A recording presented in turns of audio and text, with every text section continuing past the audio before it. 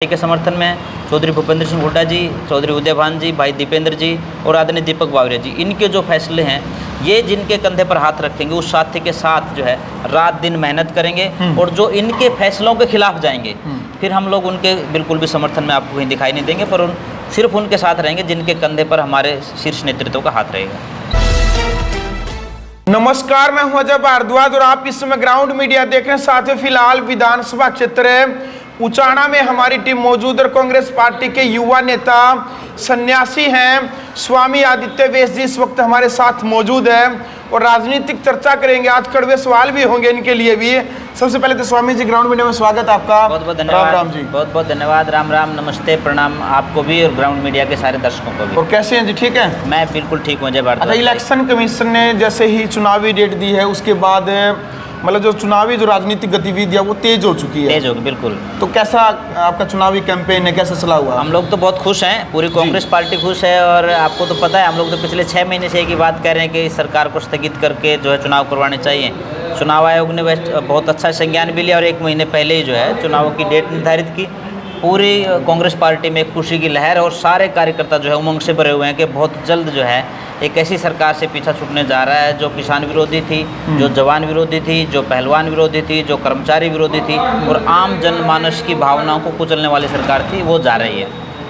अच्छा, जैसे ही election commission ने डेट डिक्लेयर की है उसके बाद जो संभावित प्रत्याशी हैं पूरे हरियाणा की बात करते हैं, कईयों को तो रात को नींद नहीं आती टिकट को लेकर के। ठीक है, आपको अच्छे से नींद आ जाती है? अजय भारद्वाज भाई, मैं संतुष्ट हूँ, मैं अपने कार्यों से संतुष्ट हूँ। दूसरा, मेरी पार्टी के जो मेरी लीडरशिप है, चाहे माननीय चौधरी भूपेंद्र सिंह हुड्डा जी हों और चाहे हमारे प्रदेश अध्यक्ष माननीय उदयभान जी हों, चाहे हमारे जो प्रभारी हैं दीपक बावरिया जी, चाहे भाई दीपेंद्र जी, सबने एक ही बात कह रखी है कि सर्वे के आधार पे जो जिताऊ कैंडिडेट होगा उसको टिकट देंगे। तो इसलिए मैं तो आश्वस्त हूँ और वैसे भी हम तो कर्म करने में विश्वास करते हैं, फल की चिंता की बात नहीं है। कर्म कर रहे हैं अपना, निश्चित तौर पे पार्टी के लिए समर्पित भाव से कर रहे हैं, जनता के बीच में जा रहे हैं, जनता की जो दुख दर्द है उसमें शामिल हो रहे हैं। तो मुझे लगता है कि इतना करने के बाद तो नींद तो सहज में आ जाती है। तो मुझे तो नींद की कोई दिक्कत है नहीं, कम से कम। जैसे आप कह रहे हैं कि हो सकता है कईयों को गोली लेने के बाद भी नींद ना आती है, पर अपन संतुष्ट हैं बिल्कुल। 11 साढ़े 11 बजे हम लोग फील्ड से फ्री होते हैं, चैन से सोते हैं, सुबह ठीक 4 साढ़े 4 बजे उठ करके अपनी दिनचर्या करते हैं और 8 बजे फिर जो है दोबारा से फील्ड में चले जाते हैं। कई लोगों ने सोशल मीडिया पर ये अफवाह फैला रखी है, जो वीरेंद्र डूमर खां के जो साथी हैं उनका कहना है कि भाई टिकट तो हमारी फाइनल ही है, बाकी के जो संभावित प्रत्याशी हैं, जो 16 जो संभावित प्रत्याशी है, इन्होंने तो वैसे ही जो फार्म वो अप्लाई किया है, वो कह रहे हैं कि भाई टिकट तो हमारी जेब में है, क्योंकि हमें लोकसभा की भी नहीं मिली और हमारा कैडर इतना बड़ा है कि भाई कि हम विधानसभा की तो हम किसी भी हालत में हम नहीं छोड़ेंगे, टिकट तो हमारी जेब में है।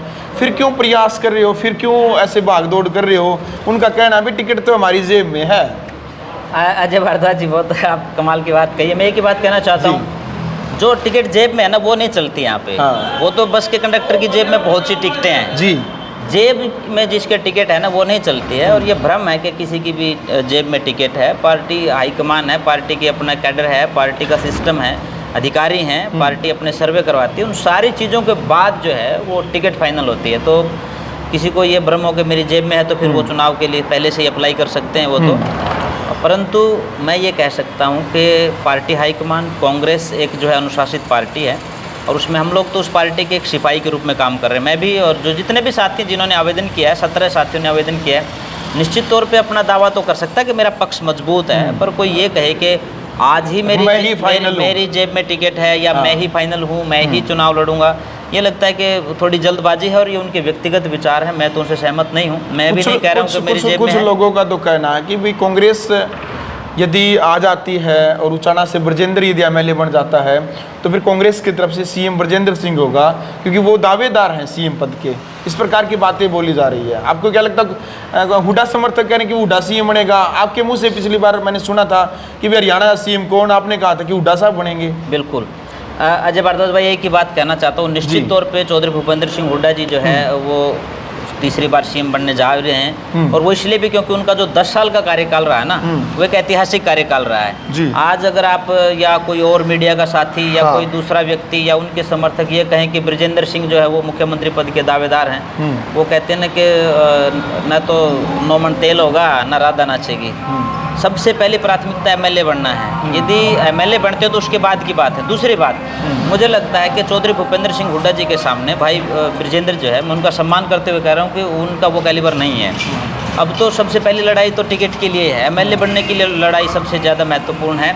और दूसरी बात, हम लोग खास करके मेरी जो टीम है उसका ये स्पष्ट जो है एक संकल्प है, जो व्यक्ति चौधरी भूपेंद्र सिंह हुड्डा जी, माननीय दीपक बावरिया जी, चौधरी उदयभान जी और हमारी पार्टी हाईकमान, इनके फैसलों के विरुद्ध जाकर के कोई पार्टी के खिलाफ जाएगा तो हम उसके कभी समर्थन में खड़े नहीं होंगे। हम लोग सीधा सीधा पार्टी के समर्थन में हैं। चौधरी भूपेंद्र सिंह हुड्डा जी, चौधरी उदयभान जी, भाई दीपेंद्र जी और आदरणीय दीपक बावरिया जी, इनके जो फैसले हैं, ये जिनके कंधे पर हाथ रखेंगे उस साथी के साथ जो है रात दिन मेहनत करेंगे। और जो इनके फैसलों के खिलाफ जाएंगे फिर हम लोग उनके बिल्कुल भी समर्थन में आपको कहीं दिखाई नहीं देंगे, पर सिर्फ उनके साथ रहेंगे जिनके कंधे पर हमारे शीर्ष नेतृत्व का हाथ रहेगा। बिल्कुल। अच्छा, उचाना विधानसभा क्षेत्र की बात करते हैं। यहाँ के आप प्रत्येक गांव में आप जा रहे हैं, लगभग 3 बार आपके दौरे हो चुके हैं। हाँ जी, हाँ जी। क्या कमियां नज़र आपको आ रही है विधानसभा क्षेत्र उचाना के में? जो गांव है, जनता क्या बताने लग रही है? हालांकि दुष्यंत चौटाला तो कह रहा है कि भाई मैं डिप्टी सीएम रहा हूँ हरियाणा का, मैंने बहुत कुछ उचाना के लिए बहुत कुछ करवा दिया मैंने। वैसे बहुत कुछ करवा दिया मैं और मैंने ये करवा दिया में अंतर होता है। और लोगों में तो ये भी है कि ये गुस्साई निगाहों में जो है दुष्यंत चौटाला देखने को नहीं मिला।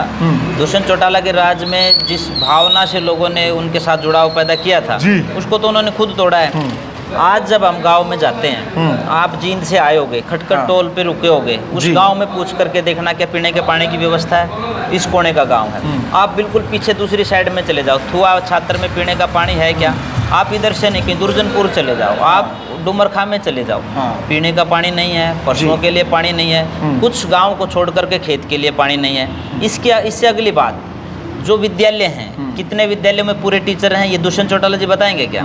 उससे अगली बात मैं करना चाहता हूँ, यहाँ कोई ऐसा जो है कम से कम हॉस्पिटल नहीं है जिसकी इमरजेंसी में जिस हॉस्पिटल के माध्यम से किसी की विशेष जो है देखभाल हो सके। छोटी सी घटना हो जाए, एक्सीडेंट हो जाए, आप हॉस्पिटल में लेकर के जाओ तो उनके पर्चे पहले से तैयार रहते हैं कि नहीं साहब आप इसको रोहतक ले जाओ, आप इसको चंडीगढ़ ले जाओ।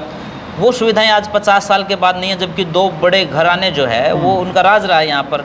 और दिक्कत की बात यह है कि डिप्टी चीफ मिनिस्टर होते हुए आप ये सामान्य मूलभूत सुविधाएं यहाँ प्रोवाइड नहीं करा पाए।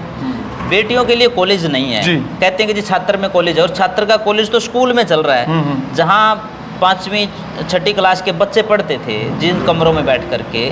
आपको तो कॉलेज के स्टेटस का और स्कूल के स्टेटस का पता है। वो स्कूल में आप विद्यालय को चला रहे हैं, आपकी 10 साल सरकार रह गई, उसके बाद आप उसको वो डेवलप नहीं कर पाए, विद्यालय का रूप नहीं दे पाए। आज हमारी बेटियों को, मान लो खटखट की कोई बेटी है, उसको पढ़ने के लिए, कॉलेज में पढ़ने के लिए तो जींद जाना पड़ेगा। अगर हमारी बेटी कोई छात्र गाँव की है, उसको पढ़ना है, वो यहाँ तो छात्र में तो कोई सुविधा है नहीं, उसको कैथल जाना पड़ेगा। अलेवा की बेटी को कैथल जाना पड़ेगा, असंध जाना पड़ेगा। अब उनको वहाँ जाना पड़ रहा है। कोई सरकारी विद्यालय, महाविद्यालय की बात कर रहा हूँ, सरकारी महाविद्यालय यहाँ है नहीं, तो उसकी सुविधा भी होनी चाहिए। आज बेटियों को सबसे बड़ी दिक्कत ट्रांसपोर्ट की है, वो नहीं जा पा रही हैं। सरकारी स्कूलों में कई स्कूल तो ऐसे हैं जिनमें टॉयलेट्स की व्यवस्था नहीं लड़कियों के लिए। एक तरफ तो कहते खुले में शौच मुक्त हो गया हरियाणा, बहुत सी ऐसी। दूसरा, नौजवान जी, आपने सर्वे किए होंगे गाँव के, कितने ही गाँव ऐसे हैं जहाँ से एक गाँव से 200 नौजवान जो है वो गाँव छोड़ करके विदेशों की तरफ रुख कर गए। अपनी पूरी प्रॉपर्टी बेच करके उन्होंने विदेशों में जाना पसंद किया, क्योंकि यहाँ कुछ था ही नहीं, रोजगार के अवसर सारे बंद हो गए थे। मैं लगभग 18 से 20 देशों में गया हूँ। मैं भारत के उन नौजवानों से मिला हूँ जो कहीं मेरे को पेट्रोल पंप पे तेल डालते हुए मिले हैं, कहीं किसी न किसी रेस्टोरेंट में, ढाबे पे जो है वो सर्व करते हुए मिले हैं, खाना सर्व करते हुए, बर्तन साफ करते हुए मिले हैं। मैंने कई मॉल में अपने भारतीयों को देखा कि वो जो है ना बोझ ढो रहे हैं, सामान इधर से उधर ले जाने का काम कर रहे हैं। जिन नौजवानों को जो है यहाँ का अपना भविष्य संवारने के लिए यहाँ कुछ नौकरी मिलनी चाहिए थी, वो मजदूर बना करके विदेशों में भेज दिए गए। दूसरा ये इन्होंने कहा कि हमने जो है डी ग्रुप में भर्तियाँ करवा दी, सी ग्रुप में भर्तियाँ करवा दी। जी, मैं कितने नौजवानों को जानता हूँ जो बीटेक किए हुए हैं, PhD किए हुए हैं, नेट क्वालिफाइड हैं, उनको बिलदार लगा करके खड़ा कर दिया है, उनको जमादार लगा करके खड़ा कर दिया है। उनकी योग्यताओं पर कुठाराघात हुआ है, उनके भविष्य के साथ खिलवाड़ हुआ है और उनको बेरोजगारी की दलदल में धकेलने का काम इस सरकार ने किया है। तो ये पूरे उचाणक ये है कि इतने बड़े बड़े पदों पर रहने के बावजूद भी हमारे राजनेता जो है वो यहाँ कोई ऐसे संसाधन नहीं जुटा पाए कि यहाँ कोई रोज़गार हो, कोई फैक्ट्री लगे। रोज़गार के साधन वो लोग डेवलप नहीं कर पाए। तो चारों तरफ जो मूलभूत सुविधाएं होती है ना, उन मूलभूत सुविधाओं से भी आज जो मेरा उच्चारण वंचित है, इसलिए इन सबसे नाराज भी हैं। जिन लोगों को 50-50 हज़ार वोटों से जिताया था, आज उनकी ये स्थिति है कि धरातल से ज़मीन खिसक चुकी है और वो 1000-2000 से ज़्यादा वोट लेने में सक्षम नहीं है। बिल्कुल।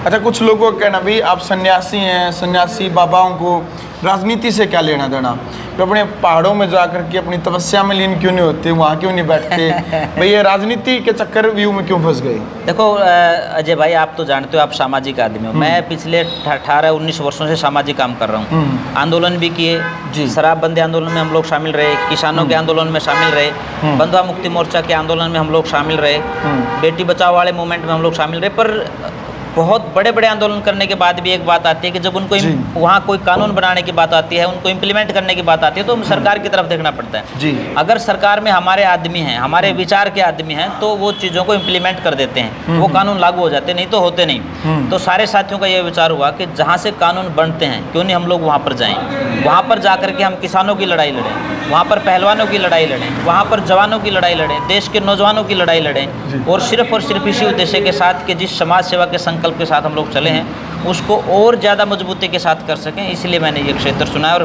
बात रही पहाड़ियों की, तो आजकल आपने देखा कुछ लोग तो ड्रामेबाजी करने के लिए, राजनेता ही पूरे 20-20 कैमरों को ले जा करके पहाड़ों पर जाते हैं, लाल जो है वो रेड कारपेट बिछा करके उसके ऊपर घूम करके एक आँख खोले हुए एक आँख बंद किए हुए हैं, और वो सारा सीन आपके सामने आ रहा है। वो तो ड्रामे कर रहे हैं, पर असल जो आध्यात्म है ना, वो यही है कि जब तक समाज का अंतिम व्यक्ति भी खुश नहीं है, आपके अध्यात्म का समाज को कोई फ़ायदा नहीं है, तो फिर आपके जीवन का भी फायदा नहीं है। आपके अध्यात्म का, आपकी सामाजिकता का, आपकी धार्मिकता का फायदा समाज को हो, इसलिए हमें प्रयत्न और पुरुषार्थ करना चाहिए। बिल्कुल।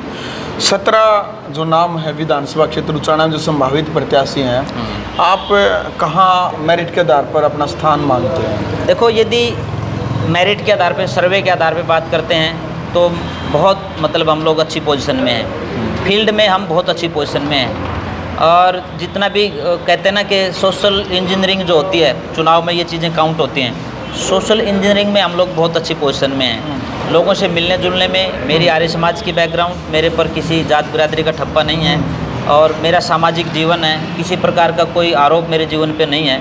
तो उन सारी चीज़ों को देखते हुए कहते हो कि हम बहुत अच्छी पोजीशन में हैं। मैं मेरे किसी 16 साथियों को डिमोरलाइज नहीं कर रहा हूँ, मैं कोई आरोप भी नहीं उनके ऊपर लगा रहा, पर हम जो है अपनी स्थिति में बहुत अच्छी पोजीशन में हैं, और जिस क्राइटेरिया को हमारी पार्टी ने निश्चित किया है, उन क्राइटेरिया में हम लोग सबसे बेस्ट पोजीशन में हैं। लोकसभा चुनाव से जस्ट पहले राहुल गांधी की एक यात्रा थी पूरे देश में जो चली थी, उसके बाद जो चुनावी जो रिजल्ट आया, उसने कहीं ना कहीं कांग्रेस पार्टी में संजीवनी बूटी का कार्य किया।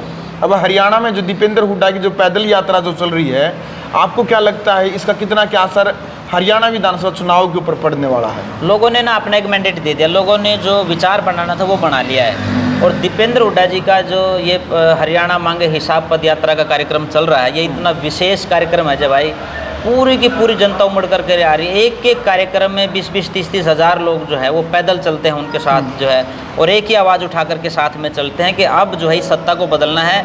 न सिर्फ सत्ता बदलनी है, बल्कि यहाँ के हालात भी बदलने हैं। वो सारे के सारे प्रोग्राम जो उन्नति और विकास के थे, जो इन वर्तमान सरकार ने बंद किए हैं, उनको दोबारा से शुरू करना है।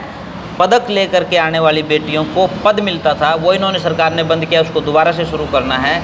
जो रोज़गार की जो बात थी, वो अवसर दोबारा से लोगों के लिए पैदा करने हैं। एक खुशनुमा माहौल बनाना था। कभी जो किसानों का आपसी जो भाईचारा था, उसको जो है सौहार्द की तरफ लौटा करके लेकर के जाना है।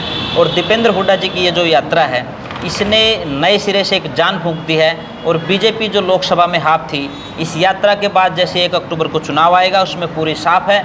अक्टूबर 4 बीजेपी सत्ता से बाहर, चौधरी भूपेंद्र सिंह हुड्डा की तीसरी बार कांग्रेस सरकार।